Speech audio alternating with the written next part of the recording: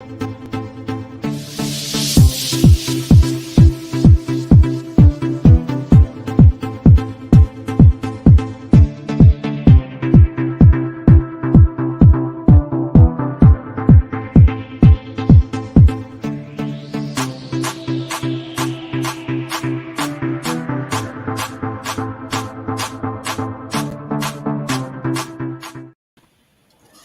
everybody, and welcome back to another 3+1 kickoff. Zach, mute your mic. What a weird day. Like, we're having so many odd technical challenges. I have no idea what. I don't know if you heard the feedback, but I was hearing some feedback, so hopefully not. But we don't know what the people on the other end were hearing. So if you're watching, let us know when Zach turns his mic back on if you hear that weird sound. Leah is joining us shortly. She will be with us as I introduce, but we will kind of kick in. Zach, try it again. Come back. Test one, test two, test two. No, I think your mic, maybe it has now adjusted. So we are so glad that everyone is there. Candy, welcome back. Zach literally asked about you last night. He said, where has Candy been? I was like, she has been in Egypt. So tonight we are here to talk about an overview for you, the relaunch of the 3+1, the live cast, and really the whole breakdown of everything that we're going to be doing and have happening in this fourth year of 3+1. How are you doing? So great to see all of you guys here. And we are going to kind of just jump right in. Now, listen, every Thursday, you are going to see 3+1 Media right here streaming live to you on Facebook Live, as well as our YouTube, possibly also streaming to LinkedIn and Twitter. Not yet decided. So LinkedIn fam, Twitter fam, if you're watching, give us feedback. Let us know if you think this is something that's a stream, because it is a little bit different now. At 7 o'clock, we'll be here with the Activists, and we're talking, speaks on and talking about educational topics. But then at 8 o'clock, we are going to launch a brand new endeavor, Zach, and that's the beautiful young lady. Look at her. Her eyes are moving. So the eyeball movement means that. Yeah, can you hear me? Nope. Cannot hear you, love. It is frozen again. Frozen again. So I'm going to recommend that maybe you try the phone on the next junction. But we'll be here. Join us. The world wants to meet you. We can't wait to have you here. And again, guys, these things happen when you are going live and using Beyonce's internet. Now, after we get the look at the Zactivists, we'll talk about that at the very end, education topics. We will then launch, Zach and I, a brand new 3+1 endeavor for the culture with Zach and Zack. Now, let me break this down to the best of my ability about what this is and what this will represent.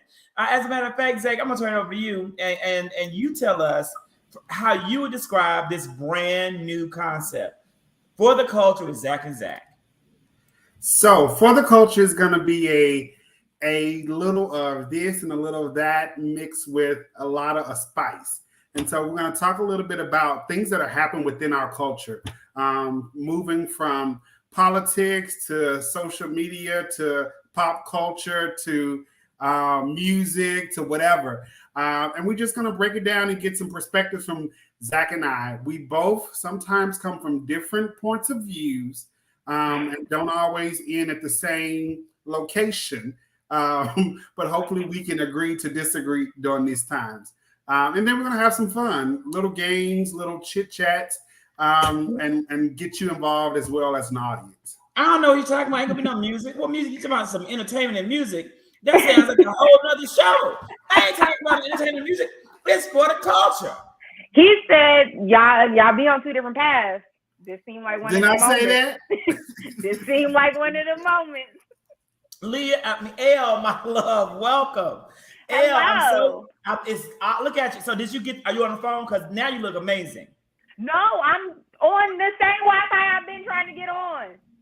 You know what? God makes a way, right? You know, God makes a way. It's for the culture. Hey, Serenity, I'm so glad that you are with us because, hey, different things happen at different times. Now, look, So every week we're gonna have on For the Culture a variety of topics. So right now we're gonna, before we go into 3+1, we're gonna overview the breakdown. But before we even do that, Zach and Elle, you definitely also jump in and ask Zach some questions.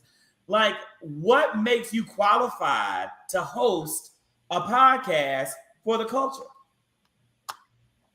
Yeah, why are you doing this? Like, what makes you even qualify for this?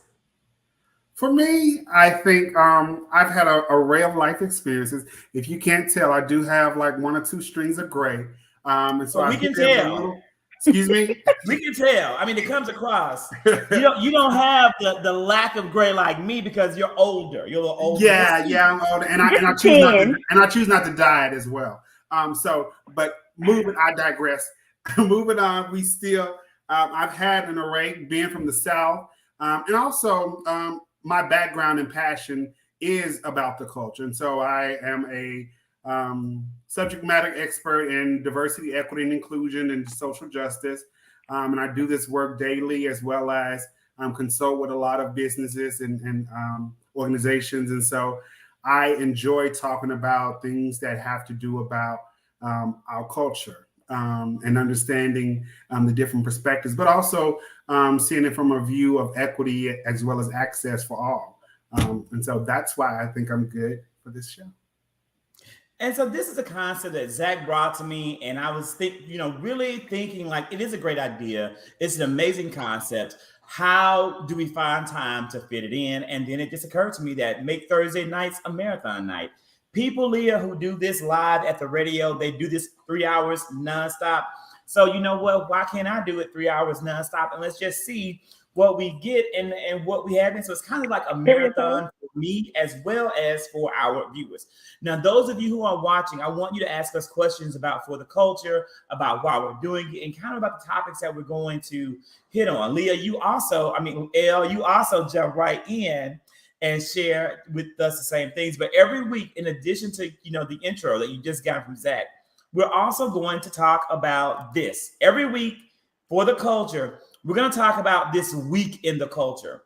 And when we talk about this week in the culture, we're talking about events that have happened that are literally trending on Black Twitter. Now, somebody out there may be watching and they may not know what I mean by Black Twitter. No, Black Twitter is not like a separate app that you go in the app store and use. It's not like Parler. That's not what it is, okay? It's a totally separate, no, it's not. What is Black Twitter? Elle, can you what is Black Twitter? Black Twitter is a gang. It is a conglomerate of angry Black men and women and people. And sometimes they force us to have really good cultural conversations, and then sometimes they're really toxic. So they're people with keyboards. So it is not. I would say they're angry. I would say they're outspoken, passionate people. Sometimes they can be. This week they've been real angry. They got real mad at Zoe Kravitz, and we'll talk about that. But every week we talk. So Black Twitter refers to what Black people in America who use Twitter are talking about on Twitter. So it's the exact same Twitter that you have, that I have. It just could be that maybe the same hashtags and trends may not be coming across your feed the way it comes across my Twitter feed because you may not be Black. So that is what we mean when we say Black Twitter. So this week, trending on Black Twitter is, of course, the slap. This week in the culture, the slap heard around the world that I still argue and say was not a real slap done by the actor Will Smith on the neck of actor Chris Rock. So that's one of the topics that would have made this week's discussion if we were doing a full episode of For the Culture. Ladies and gentlemen, what do we think about the slap? I think they put on a really good show. I do. Round of applause. I think they put on a really good show, but I do think. Please, Leah, don't say you buy into that Zach stuff. Please don't say that. I'm not even gonna hold you. The first moment someone said to me, because I didn't watch the Oscars. So my homegirl texted me and was like, "Did you just see Will Smith rock Chris Rock?" So I'm like, "Rock gets in punch." She sent me the link. My homegirl texted me that too. I said, "Oh, is this a skit?" that was I had not been on any social media, nothing. I said, "Oh, is this a skit?" And she was like, "No, this is like live TV." And then I turned on Channel 7 and I got the end of him like being confused. But my first thought was that it was fake. Period. But I think it's forcing people to like look at their bank account. Like some people have a bank account where they could walk up on stage at their job and smack their coworker. And then some people don't. And I think the important lesson here is to know what you can afford. Well, Elle, I thought you was on the bandwagon with Zach with this whole conspiracy theory. And I must agree. At first I thought it was like fake because I watched the Oscars. I was like, I'm gonna sit down and watch this Oscars because one. Of course you did. Of course you watched the Oscars. I did. The There EP was a black man with an all-black EP producing cast. And we had two women of color hosting. And so I was like, I'm gonna support. I'm gonna see. And we had one woman of color and one woman who happens to be black. But go ahead. We can digest that a little later because I think both of them identify as two women of color. But we'll say that. Even though I know what you mean, not everybody who's your skin color is your kinfolk. And so, but with that being said, I thought it was great. I started out great, and then this came and happened. And so I thought, one, Will Smith, what he did was unacceptable and shouldn't have been done. And I thought what Chris Rock said was kind of disrespectful and like deplorable because what he said about her, and he just had maybe a few years ago a whole documentary on good hair within the black community. And he had someone who even talked about having alopecia. For you to make a joke of that caliber was just distasteful for me. And so I understand and I can see that Will was trying to, I don't necessarily say it was toxic masculinity or if it was defending his wife. I think it was a poor judgment and poor taste. I think he could have handled it differently. But I don't think it warranted assault. And I think it was real. I think it was all staged, right? I think it was all staged. I think that there are some really beautifully written articles and things that I've been able to find now on the internet, on Beyonce's internet, that explains how and why it was fake, which is what I said immediately after seeing it. So I'm so thankful that I timestamped my opinion on TikTok because I was one of the first people to say, this is fake publicly, even though I know many of us who saw it knew it was fake. I'm saying it's fake because number one, Will Smith did hit this man, but hit this man hard on the neck. It was a real hit because that's what you have to do to make it, take it all the way. See it through, my bro. See it through. And he saw it through. And again, what people have said about Jada has been significantly worse than what Chris Rock said about Jada. Both of these men came from a place of trauma. Chris Rock from being bullied for being small, Will Smith from being not able to stand up for his mom. I can almost guarantee you the two men will meet together in a central location and have it filmed, make it a huge moment and capitalize off of it. This week, Chris Rock had his first live show in a long time and sold out seats when it obviously hadn't sold out prior to the Oscars because there were seats to sell out. This again was a boost to his sales. And again, Will Smith walks away with the Oscars and an unforgettable Oscar event. I don't know if the Academy staged it. I don't know if the Packers staged it. I don't know if these two men sat down together and came up with it one-on-one, but I still don't think that it really occurred. But even if it did occur, let's say it was real Candy and he was defending his wife. Let me tell you something. You don't defend your wife by slapping a man on stage in front of the whole world. You catch him outside. So if they just sit down and have a conversation with Bad Bobby, is that her name? Bad Bobby, whatever her name is, right? The Catch Me Outside girl from Dr. Phil, she might be able to school them and teach them how to handle this like real men backstage, not on the stage. And again, more evidence that it was fake. Who hit someone and then turns their back to the man they just assaulted? I'm just saying, as a real killer, don't push me. That is something you never do. But I think if I already told you to keep my wife's name out your life, like if I already said keep my wife's name out your mouth, and you put her name in your mouth again. Is that your rationale, Zach? That can afford that. Like, if I laid out a series of factual receipts. Zaxby's, it shouldn't be like that. Yeah, that is my rationale. I laid out a series of factual receipts that really make a compelling case when you think about it. But it really doesn't. It's really hard for people to now see it in a different way because everyone seems to have doubled down on the reality of it. But I mean, look at common sense. This is the Academy Awards. You mean to tell me that with all of the threats that are happening in the world, they didn't have security backstage ready to tackle a vicious assailant? Well, he discussed that today. Will Packer. Yeah, they're doing a great job of addressing every single question that people like me now have.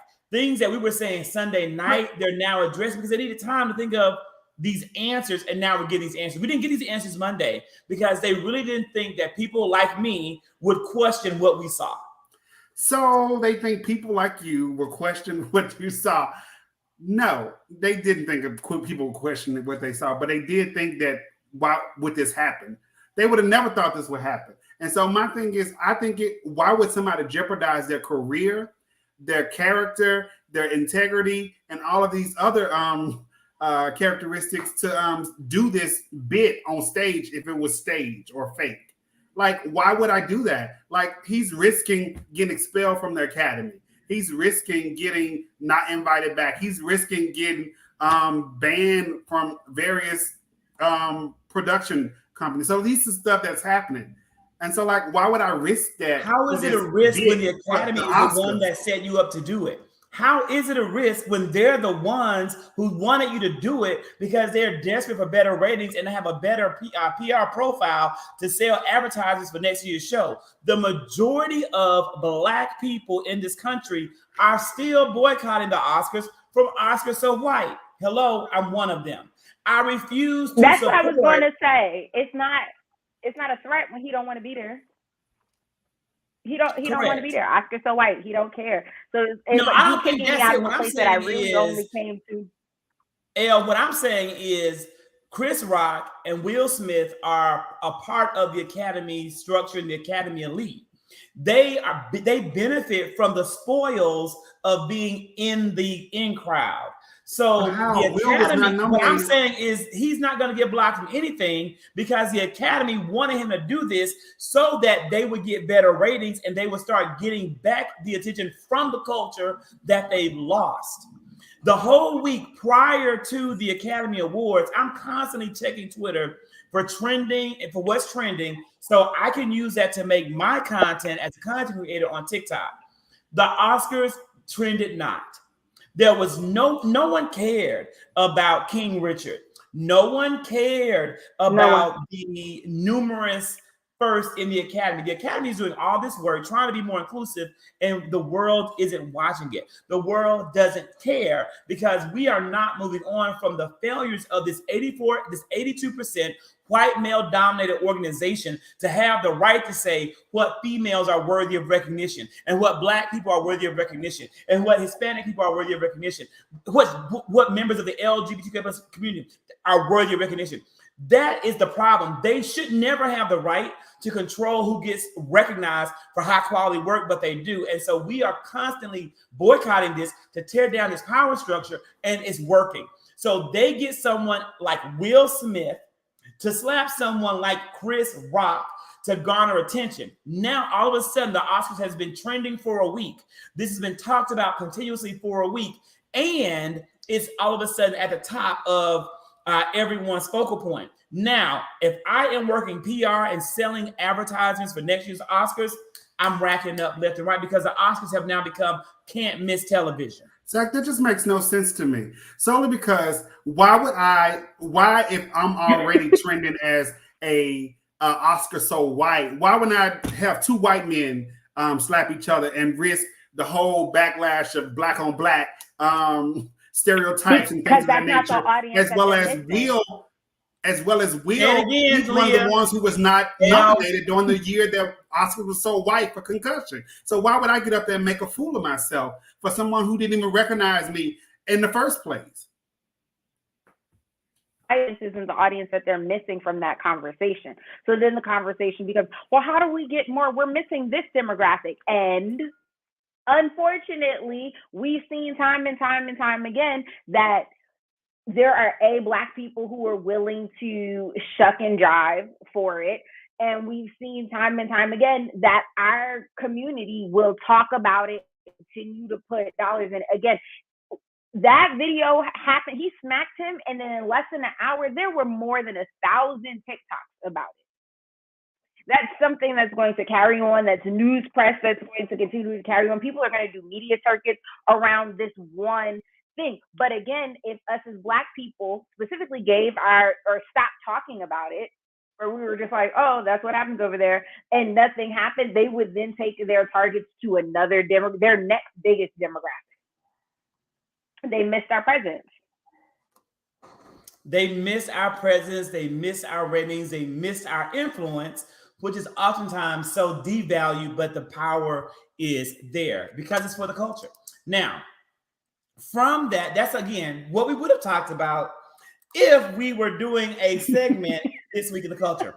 So every single week, we are going to talk about and highlight the things that have happened, like again, the Ketanji Brown Jackson confirmation hearing with Ted Cruz voting on anti-racist baby, as well as Zach, sometimes the music with, like again, Big Lotto, who in herself is problematic because don't you ever forget, her original name was Mulatto, and her collaboration with Mariah Carey on that little song, she's trending, doing well. Again, that would have been the original. That's what we would have done. In addition, for the culture, not only are we going to talk about this week in the culture, we're also going to talk every week a culture conversation, a bigger issue that impacts the culture. And this week's culture conversation that we'll probably go into greater depth next week is something that Zach brought to me earlier in the week. Zach, tell us about it. So it was trending on Black Twitter also that Biden has three prominent Black women in various positions of power. Of course, with the recent nominated Ketanji, who's up for Supreme Court, and of course our Madam Vice President, but all have white husbands. And so we wanted to have a conversation around that. So is it that something that we widely accept as a community, that you become to the highest peak or break that glass ceiling, you need a white man by your side? Or can you do it without? Let's talk about it. And I'm going to defer to the housewife here. Elle, and you can follow Elle's TikTok, Housewives and Chit Chat. It is reality television focused, but it also looks at brands, clothing, fashion, and lifestyle. So, Elle, you can take this one first. I think the short answer is yes, you can do it on your own. Right? Like anything they can do, we can do better. But I definitely think there is still a such thing as the palatable Black woman. And the palatable Black woman, I don't even know if unfortunately, but at this time has a white husband or someone of a Kamala Harris's husband is do, like, you know what I'm saying? Like there's somebody else there. It's not just a Black man. Like if this were Patrick Jackson, like from Essex County College, this would be a different conversation. And I think that if she were put up against another Black woman with the same exact stats, the same exact history, the same exact resume, but that other Black woman was married to a Black man, I think Ketanji Brown would get it every single time. And that's just where we are in those spaces still, unfortunately. That's interesting coming from you identify as a Black woman? Thank you for asking. Yes, I do. I identify as a Black woman who was married to a very Black man. Okay. All right. Yeah, I think that you said a lot, and I think I agree. I think what it comes down to is that there is a whole entire movement in society from certain perpetuated groups to delegitimize successful Black people no matter how they can. Doesn't matter to me that Judge Jackson has a white husband. That means absolutely nothing to me. That is her personal life and her personal right. The same thing goes for Vice President Kamala Harris. It means absolutely nothing to me who they've chosen to love and who's chosen to love them back.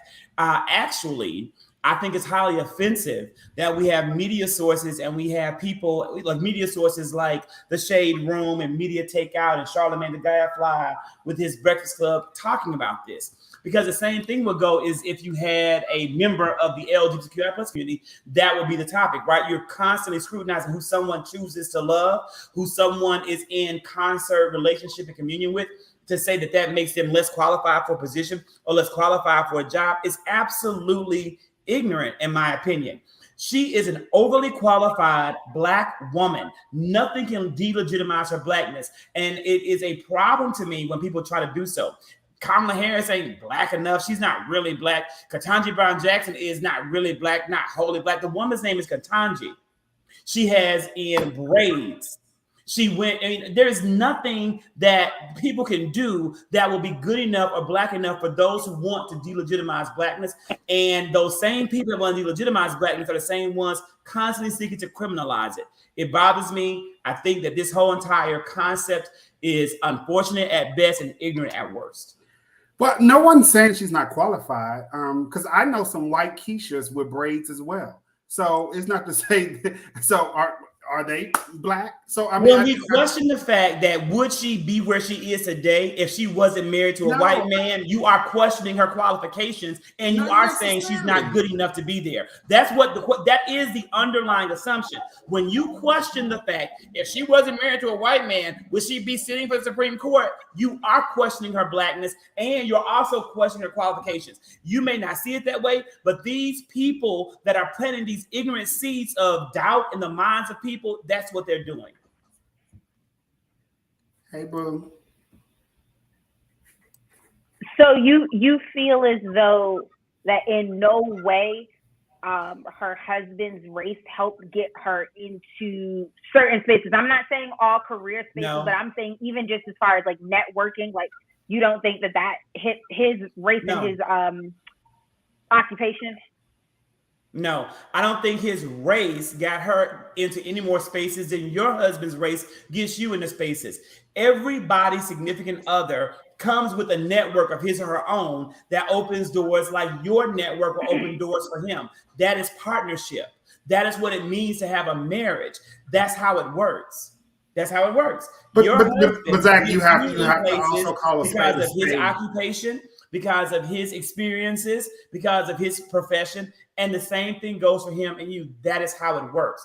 But the fact of saying that just because he is white, it makes it easier for her to navigate spaces. This woman is a Harvard-educated attorney turned judge who clerked for Supreme Court justice. She wasn't married to this man when she was breaking down doors. She wasn't married to this man when she was shattering ceilings. He didn't open these doors for her, but yet and still, instead of talking about those qualifications, instead of talking about this woman being the assistant editor of the Harvard Law Review, we're talking about the fact that her husband is white. That's exactly what these people who are exceptionally racist and exceptionally ignorant want us to talk about.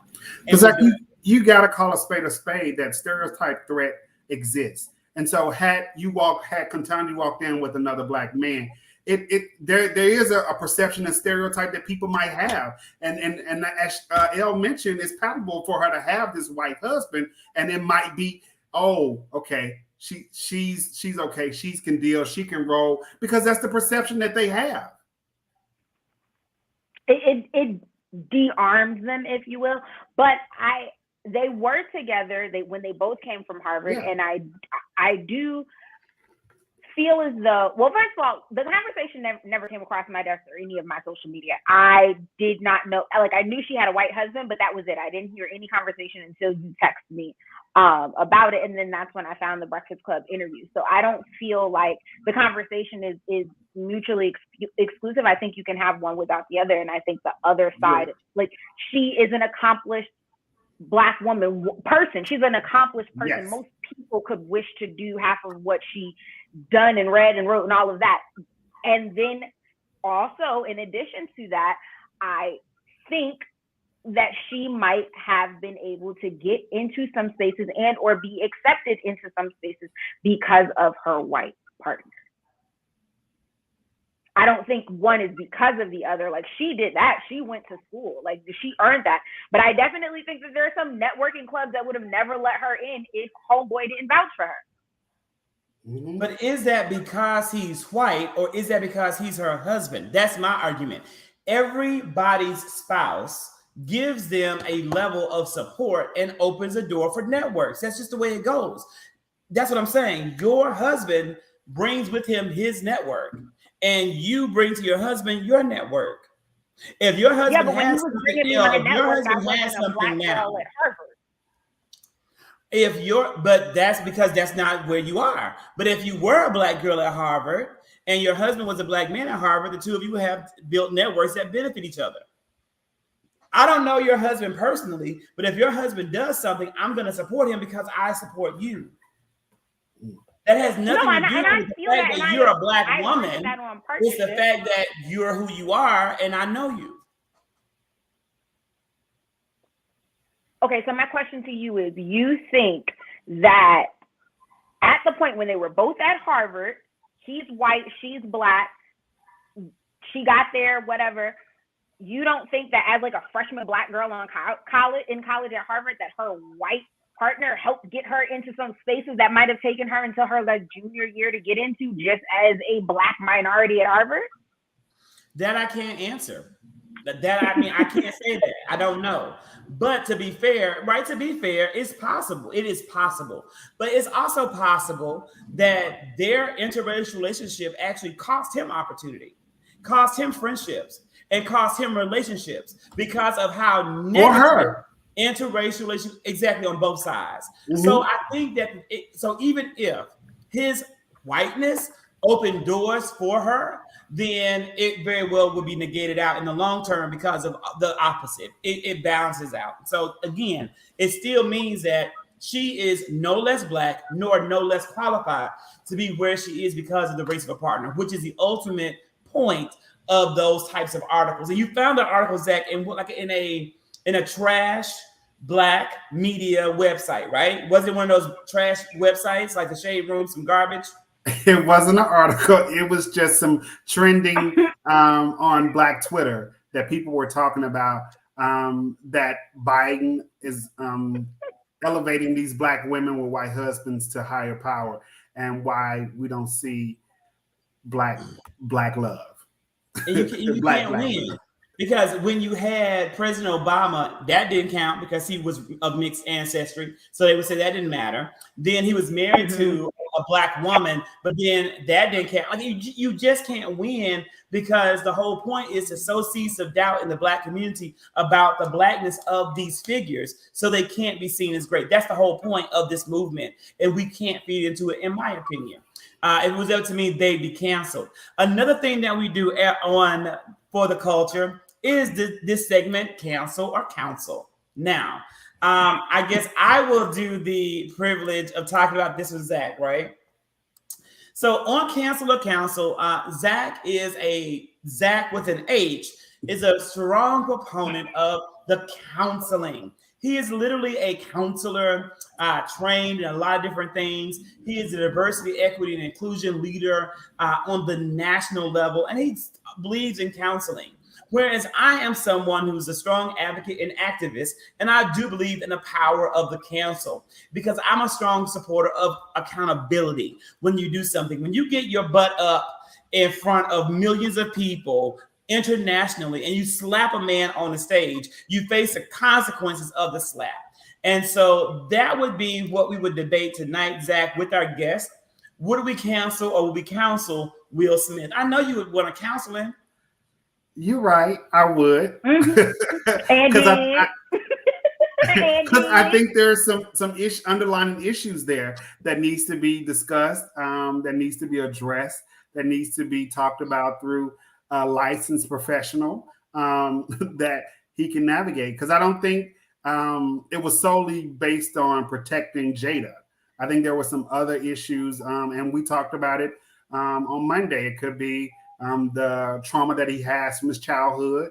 It could be him not feeling like he is man enough and standing up to individuals based off of how he's been seen in you mean because of the choices that he has made to open his bedroom and make public to the world what happens in that room? Okay, that still doesn't mean he don't need any counseling. Of course he needs counseling. Everyone needs counseling, but he also needs a level of accountability for what he's done. No, I mean, he should be held accountable. But that don't mean we need to counsel the man. If you would have allowed me to finish, interrupter, you would have heard me say, I am not saying that we should cancel Will Smith, but I'm also saying that we should not forgive what he did or make excuses for what he did. Because what he did was deplorable. It was a deplorable act of violence. It was, in my opinion, a prime example of toxic masculinity. Now, we can say that this came from a place of protecting his wife, but originally this man was, if it was real, which I don't believe it was, but if it was real, he was laughing with the audience. Like, just like Bad Bobby said, oh, all y'all O's laughing at me? All y'all O's laughing at me? Catch me outside. But Will Smith did not say catch me outside. He got up out of his seat and he slapped the man. Originally, Will Smith was laughing. To me, this wasn't about protecting my wife. This wasn't about being offended for Jada. To me, this was about the male ego and then realizing and thinking about her level of being offended, what he should have done, and then getting up to save face. And then on multiple levels trying to save face. So again, I do believe that Will Smith needs to be held accountable for what he's done. And if the Academy does not hold him accountable, I will know for a God-given fact, this is fake. See, I would counsel him, but I would counsel him through the standpoint of how are you dealing with all of this backlash after you put that man in his place, after you told him not to talk about your wife. Like, I just feel like I understand if we were at Costco, if we were at somebody's high school, if we were at Sam's Club and that happened. We're talking about multi-millionaires who unfortunately certain levels of the law do not apply to them. They live in a totally different reality. And that man, like, okay, and we've all been in school. We've all been in the back of the bus. We've all played the dozens. We've all been there right before that joke gets too far. What happens before that guy gets up and smacks you? Oh, you thought it was funny? He laughed with you. Like, that's just hood shit, in my opinion. Like, there are a lot of people that laugh right before they smack fire out of somebody else because, like, no, I'm not. Keep laughing. Like, and that's how I felt like it came across. Because no, do it again. No, say the joke again. And also, we're in a space where this cool man don't have no problem. Somebody white wrote that joke, and he was on his Flavor Flav and said, they paid me, I'll do it. See, Cat Williams did the same thing. We didn't talk about it. Cat Williams went behind at the roast with Flavor Flav where he was shucking and jiving, and Cat Williams said he went in that backstage and he fucked up $11 worth of paper products because that's what his check could afford. Will Smith did what his check could afford, and we got different checks. Handle yourself differently when you go to work and somebody talk about your spouse or your friend or your grandmother. But when you have multi-million dollars, if you feel like smacking the person that you said, leave me alone, then I guess that's what you could do in your space. So that's for the culture. Every Thursday night, Zach and I, with a guest, will do this and debate these topics and go through these segments. There are a few other segments that we'll do as time allows as we plan out and scope out this segmented show. So if you enjoyed these snippets of banter, come back to us, not next Thursday, but on April the 14th, because next Thursday, I will be out of the country. Well, I'll be in the country, but out of country because Hawaii is the United States, but I don't Right. care. It feels like it won't be. But again, that is where you want to check us out. We go live with our very first show for the culture on next Thursday. Then at 9 o'clock. Following Thursday, the 14th. Yeah, not next Thursday, April 14th. But then as soon as we wrap with For the Culture, we roll right into the 4th year of 3+1, the live cast. So for 4 years, I have been doing 3+1. It was a podcast. It's still a podcast. All of these episodes are going to get loaded up and come through on your podcast app if you subscribe to 3+1 on your podcast, whether it's Spotify, even though I don't like Spotify because of Joe Rogan, if it's Apple, if it's Stitcher, if it's Google Play, and it's also going to be on Amazon. Any podcasting app that you use, we pop right up every time the new episode drops. On Thursdays, Elle and I are going to, with a guest, do 3 segmented shows that will drop then on Monday, Tuesday, and Wednesday of the week, and then we again record live on Thursday. So we're going to talk about 3+1 and the changes that you're going to see, beginning with the very first change, and that is the introduction to the whole entire world of the one and the only Elle. Elle is a former one of my students. She is a talented and trained actress from the drama days, writer, and she is the host of Housewives and Chit Chat on TikTok. She's routinely going live, a whole entire brand. So, Elle, tell us about yourself, what you want your new audience to know, and then Zach ask questions of my new co-host. Well, first of all, speaking of former student, this picture here in the background is my senior project from your yearbook class that my mom happened to find in a box when she was moving. And she was like, take your stuff. I don't want it crowding my house anymore. So I just found that. That was really interesting. That was a whole time capsule. But Housewives and Chit Chat, I am a housewife who Chit Chat. We talk about all of it from reality TV shows that I watch to just real life. I give you guys a mini vlog series, normally just at the time of the day when I get a break, and we cover everything from fashion to skincare products to just stuff popping up on my timeline. So if you like to chit chat, even if you're not a housewife, you can come join us on TikTok.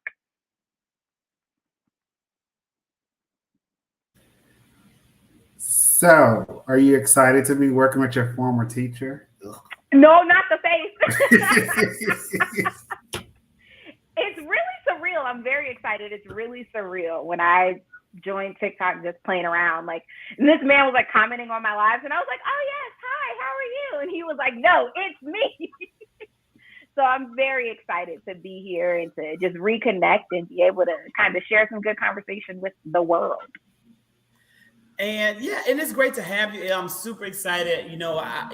There's been a delay in coming back with 3+1 because of the heavy work schedule. The one and the only, the amazing actress Tracy Bonner. Tracy's career is blowing up. Yes, she's all over the United States, and she's actually all over your TV, right? If you watch season 2 of Sweet Magnolias, Tracy has a bigger role on the show. If you've been watching Raising Dion season 2, Tracy's, she's that mom now on Raising Dion, her with a bigger role because she's such a talented and amazing actress. She has several films in queue that she's filming, that she's actually already wrapped, that she's currently filming, and that she's going to start filming. So because of her really tight schedule, we've been kind of in a holding pattern. But when Tracy said that she just simply can't continue to do this at a regular rate, that's when I was like, it's time to go to Elle.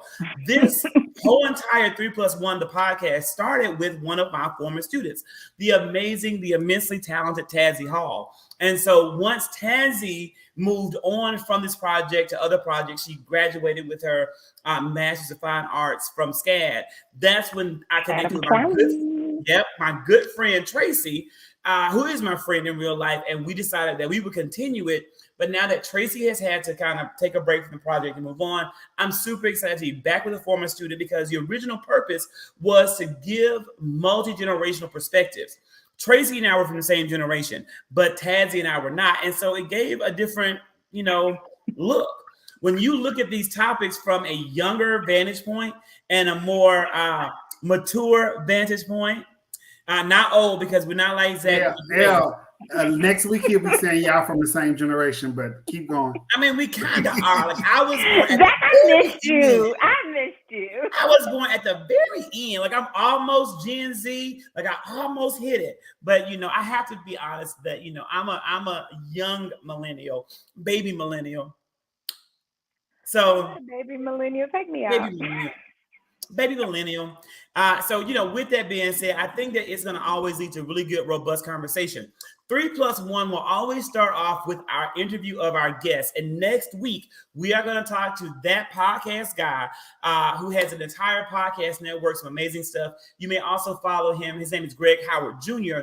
on TikTok, Team Petty Headlines. So he's going to come and talk to us about how he started an entire podcast network and how he continues to build his audience. So he's our first guest. We'll talk to him in the first half of the show, and then we go into these structured formats. And our first structured format on 3+1, the live cast, is the up. Every week we talk about the up. We always try to start off with like some good news. And the up for this week, Elle, is the Real Housewives of Atlanta trailer drop. Now, my babies. I'm seeing some faces.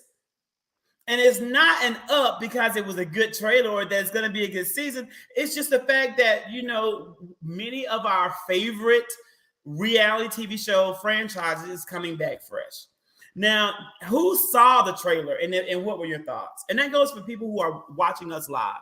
Who saw the trailer and what are your thoughts? I saw it. I was on that thing in about 2 minutes after it dropped. And I thought, oh my God, is this Bad Girls Club? What is happening?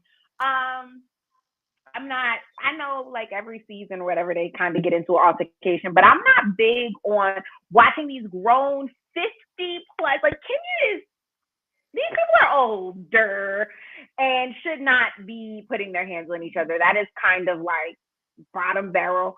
I think what gives Beverly Hills the ratings and what I would like to see Atlanta revamp to is kind of like the upper echelon, this life and making this brand and how we got here and kind of perpetuating those narratives and not really, what she call her? Kenya called Marlo something from like the bottom of her belly. She called her a name. And it was just like, okay. Yeah, I saw it and I thought it was like, talking about conspiracy and scripted and fake, it looks like it's going to be real fake. That they conscribe some drama between people.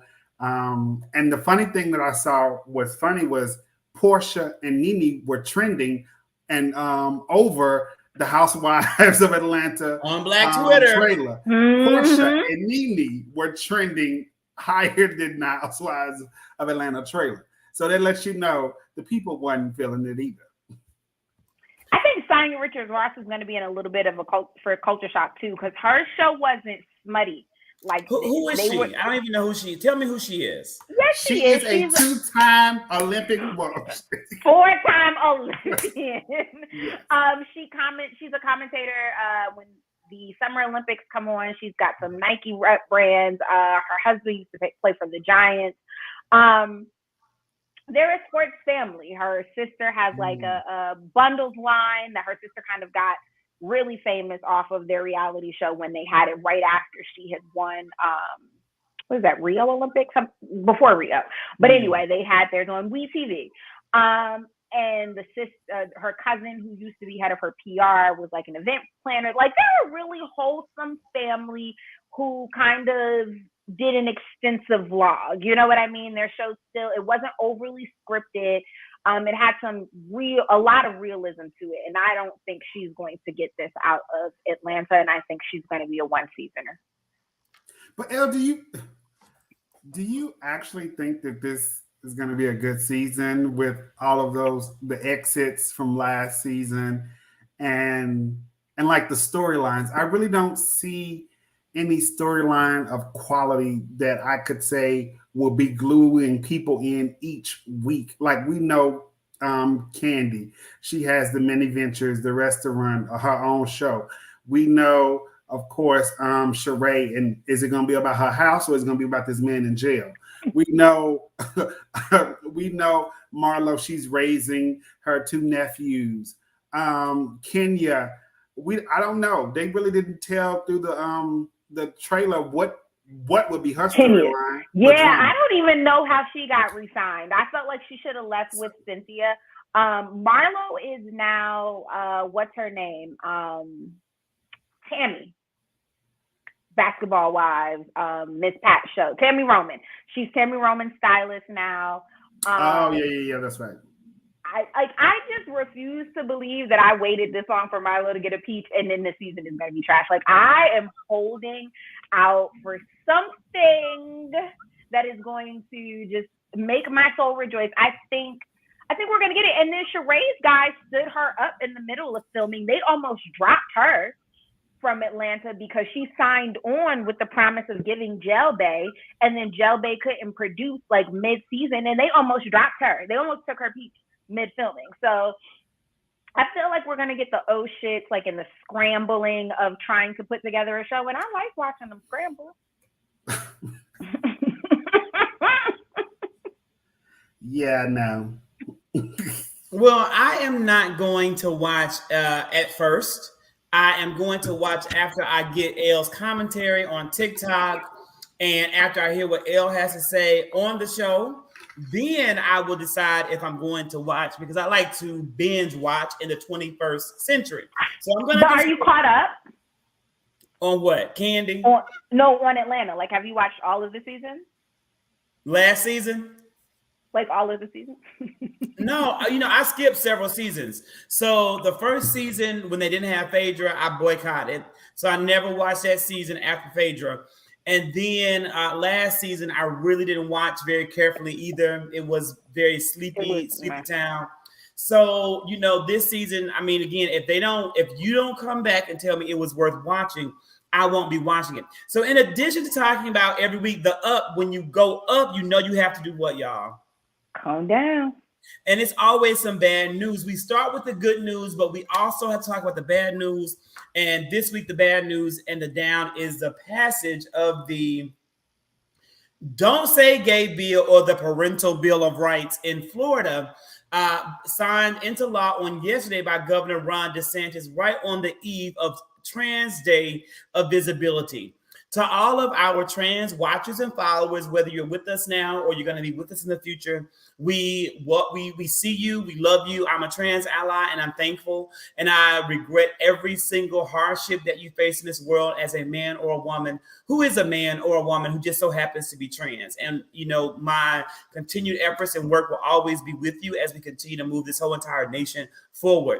I think it's heartbreaking what Governor DeSantis in the Republican legislature of Florida has chosen to do, and how it's going to, in my opinion, only foster more pain, more hurt, more trauma, and more dysfunction in the lives of children and families in the state of Florida. So that's what I would say is this week's down.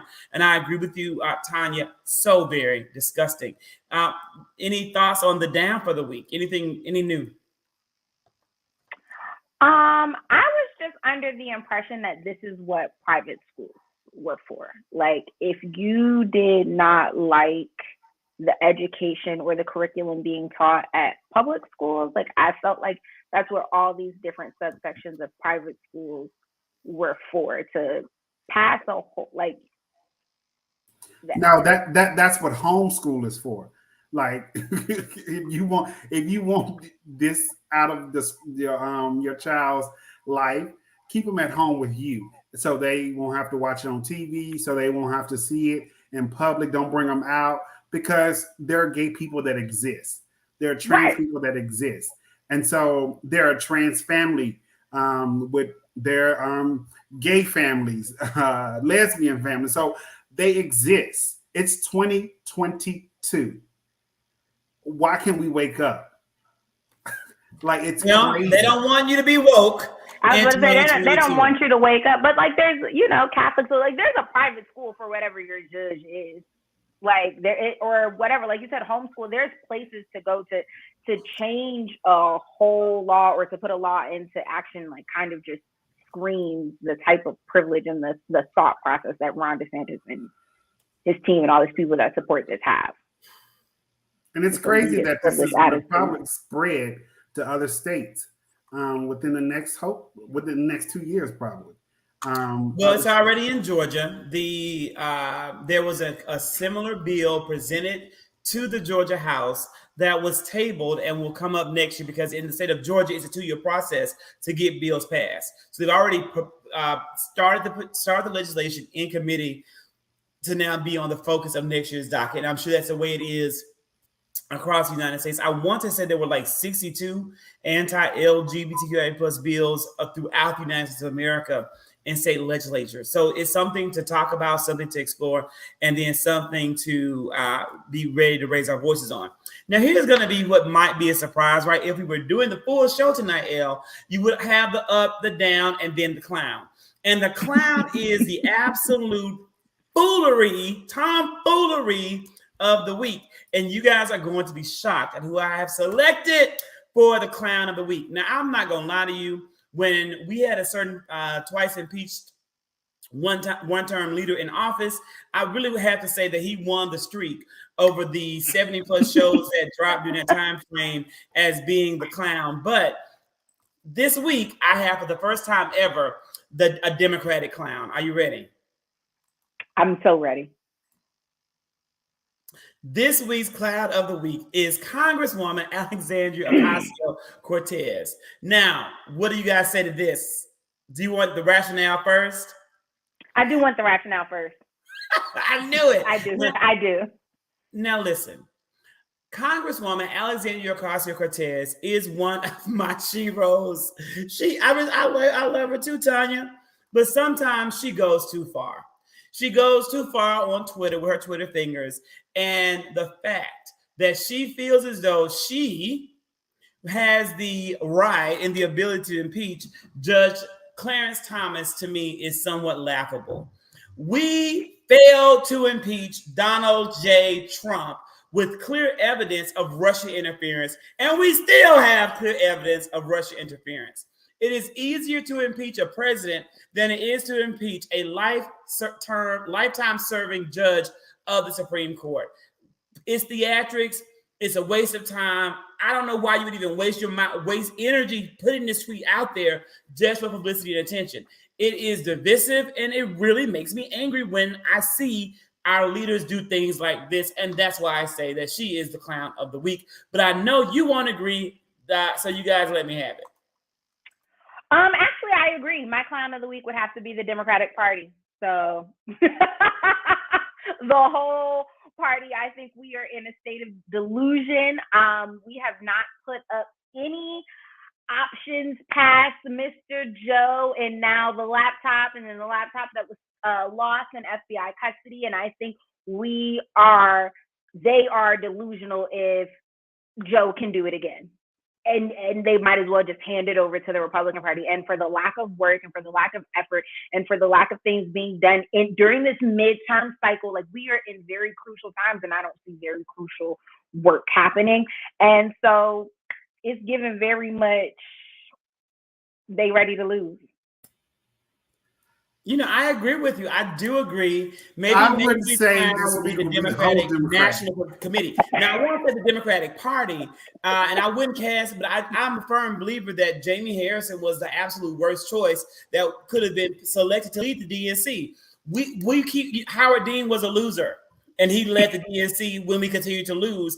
And now Jamie Harrison, another loser, is in the DNC. So I'm inclined to agree with you on that. The midterms are crucial. We are facing states that are increasingly becoming more high. I don't think people get that if we had one senator difference, Ketanji Brown Jackson would not be Supreme Court justice. It wouldn't happen. Merrick Garland's nomination just sat there for almost a year. before he lost he never even got a confirmation hearing.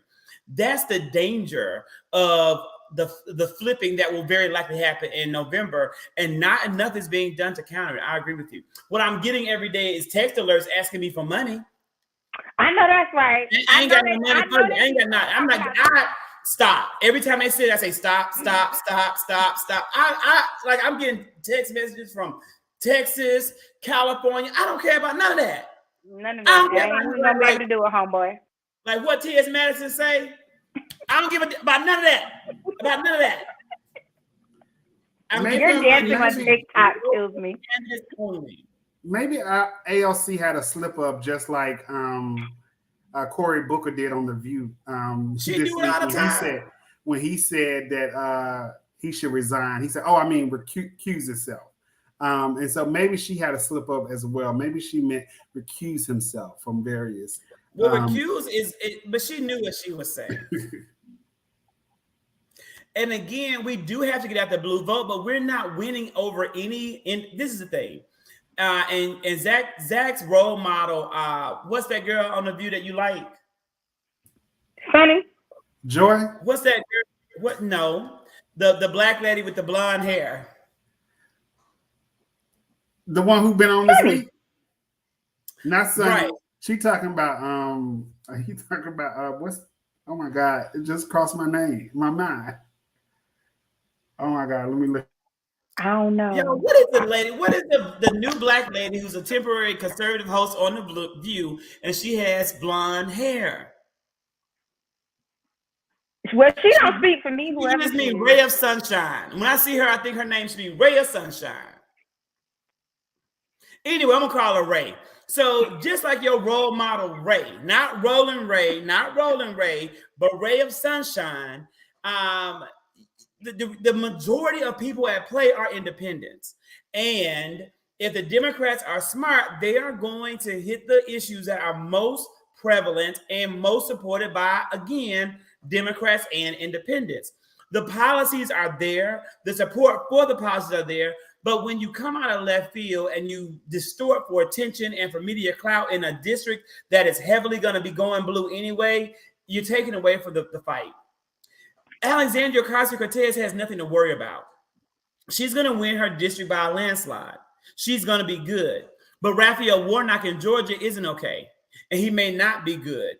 And that's what the Democrats have to always consider when they put people front and center. Yeah, Zach, what's her name? Not the black lady with the blonde hair who has a law degree.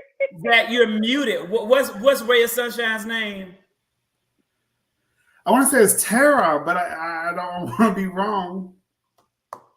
Whatever her name is, she's clearly not memorable enough for either one of us to know her name. But she makes sometimes some good points. So we have the up, the down, and the clown. And then we go into a discussion of the best of us. So every week we talk about what is the highlight of the week that really represents the very best of who we are as Americans, who we are as people, and who we are as citizens of the world.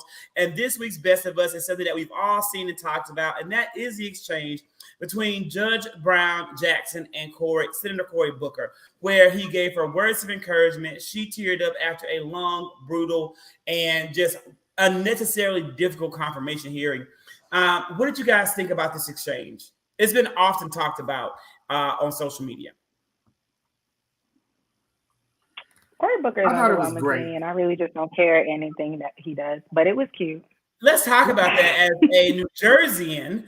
As a New Jerseyan, why do you not like Senator Cory Booker? Nothing that he talks about on his big platform, his national platform, translates to the city of Newark. It just doesn't. I was a resident for some time, and even the city gives, we're building to box you out. Like homelessness, because we're building apartments and trying to compete with New York, and displacement is ridiculous. We're not doing anything about it. Lines for water during COVID, having elderly people stand outside, lead in the pipes, and then people in Newark having undrinkable water for extended periods of time. Like, it just does not translate. And so it's like, it's cute. It's cute. It's the same issue that I had with Howard Schultz when he was running as an independent, as a former partner at Starbucks. It doesn't translate. All of that stuff that you was talking did not translate when you were a CEO and getting ready to be CEO again, because the current one is out. None of that translated. It was very systematic. It was very structured. And so it's just all for show. He does all of that, all in the Kool-Aid, and don't know the flavor for our grandma's black votes, because he ain't talking to us. I mean, I think that's an important way of looking at it on a national stage, right? Like, I was listening to a great live on Instagram last night, and it was my friend Kenny and Brian, and then, you know, Dr. C, and they were talking about, like, oh, Stacey Abrams, you know, she gonna win this, ain't no question about it. And Brian is a new resident of Georgia, but, you know, it's not gonna be that easy. It's not gonna be easy at all.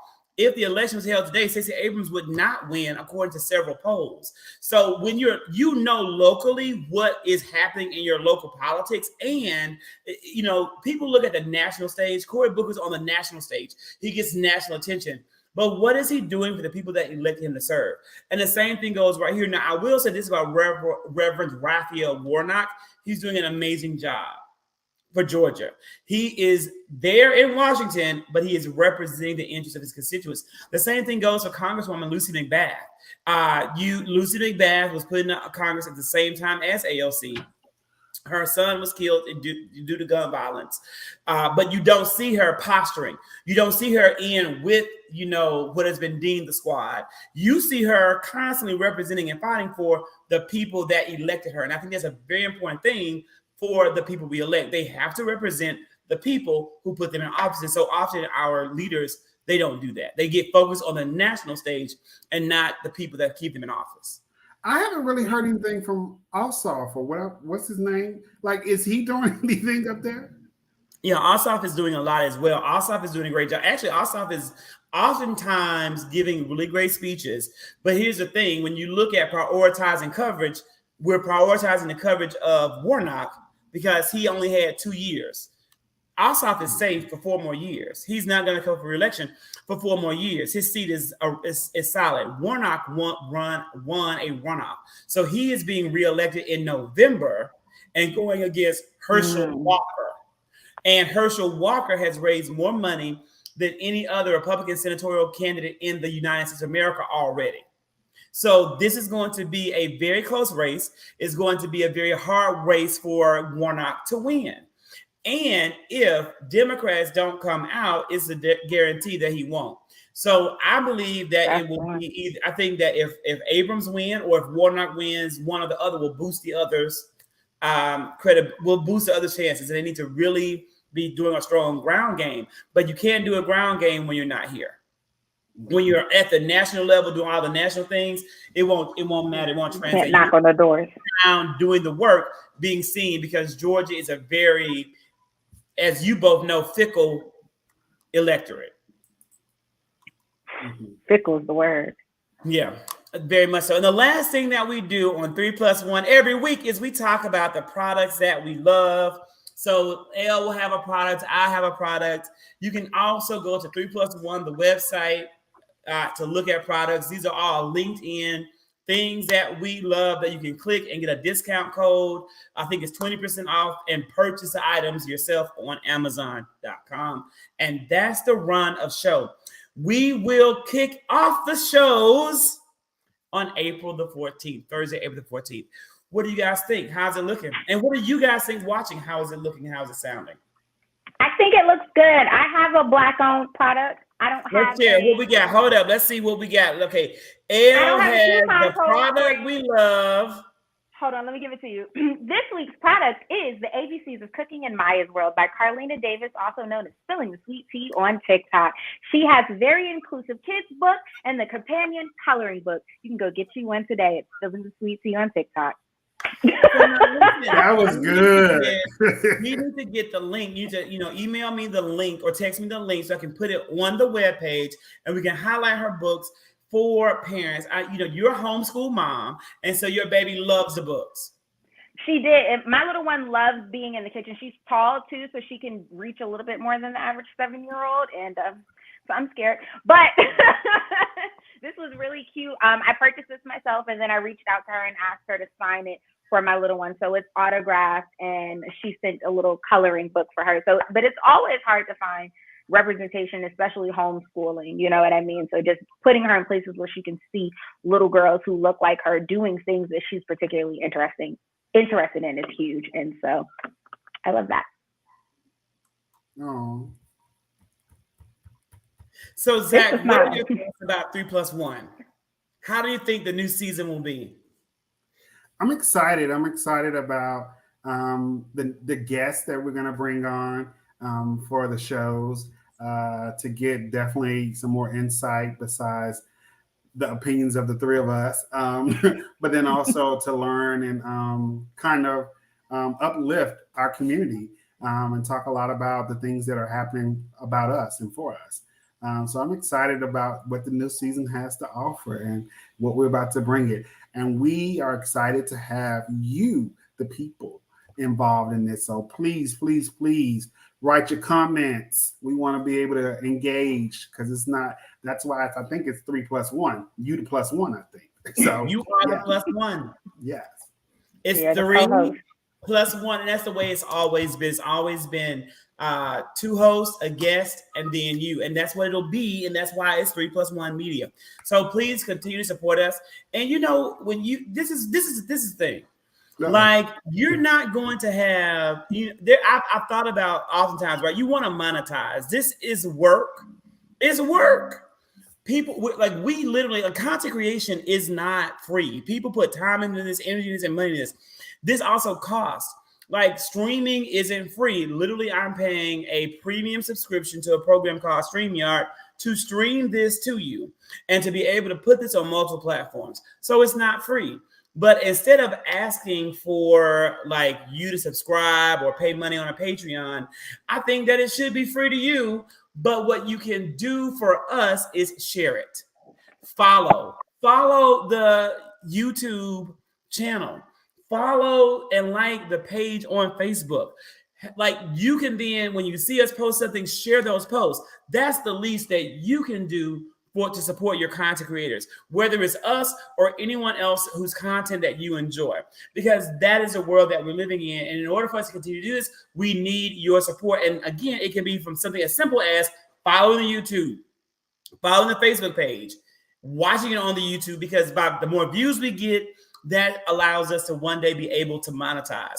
We can't monetize 3+1 media, the YouTube, until we get 1,000 followers, and we're not there. And I've been doing this for 4 years, and I still don't have 1,000 followers. So follow, share. We going up this April. By the end of April, we're gonna be at 1,000. Hey, and that's just what it is. So tell a friend, tell your auntie, tell your cousin, tell her to follow. If you got other pages, follow from all your Finsta accounts. Do what you got to do.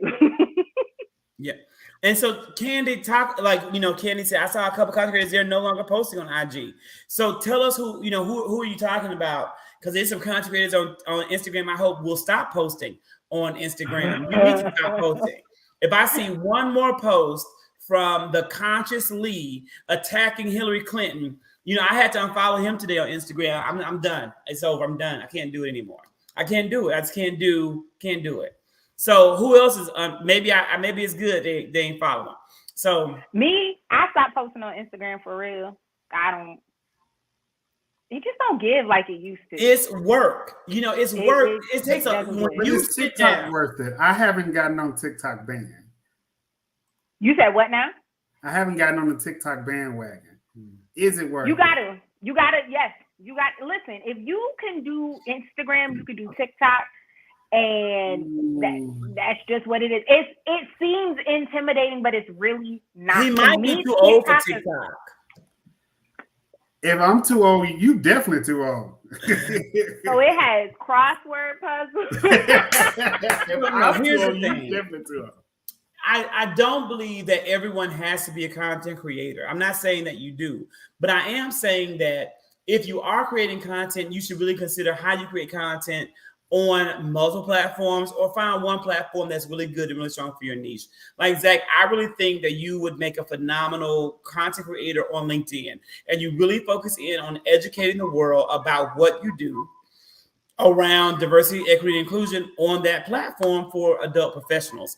Now, in regards to right, I think that and Pinterest, I think that some platforms cross correlate and they go well together. So that's interesting, Candy, with Country Wayne. So again, I think that's a good point too, that again, some creators are pulling out because it takes a lot of time and it's easy to get burnout. And when you're constantly creating and you're constantly giving, but then your content isn't getting supported, isn't getting views, isn't getting liked, we're dependent on the algorithms of these social media platforms for promotion. And that's not the way it should be. We shouldn't be counting on the algorithm to support us. We should be counting on you to support us if you like what we do. Now, if you don't like our content, you don't need to follow us. If you don't like content, you don't need to watch us. But if you like what we're doing, you do need to follow us and you do need to like the content. And even let's say you don't watch it on Thursday because you can't make it. That's okay. That's why it's evergreen. Like we keep it posted on the YouTube and on the Facebook and in the podcast so that you can listen to it or watch when time allows. That is support. And that's the least that I think you can do. So Country Wayne is also gunning for Facebook TV. He's creating some exclusive content for for Facebook. He's going to be doing like a reality show. He's working on a little indie movie.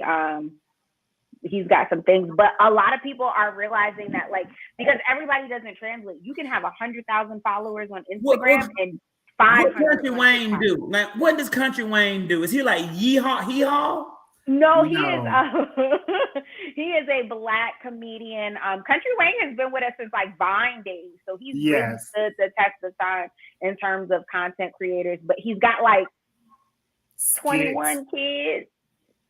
Equal like baby mamas, and so he's gonna be like making content. So he's like the male version of Kiki Wyatt.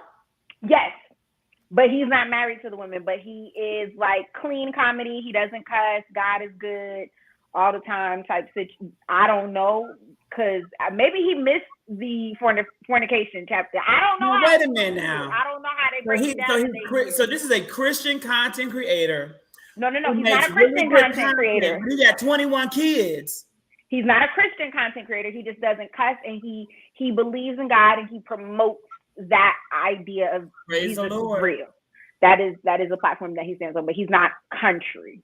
Well, I'm going to look at Country Wayne tonight. Jesus is popping, and hell is busting open if you are not doing what you need to be doing. So watch Country Wayne on 85 South Show tonight. That's where you can watch him. Okay. I am going to go to my YouTube after we conclude, and I'm going to check out this Country Wayne. So I want to thank everybody for watching. We will see you guys back on April 14th. Man. And Candy, you and I will talk about it tomorrow. Thanks for watching. Bye.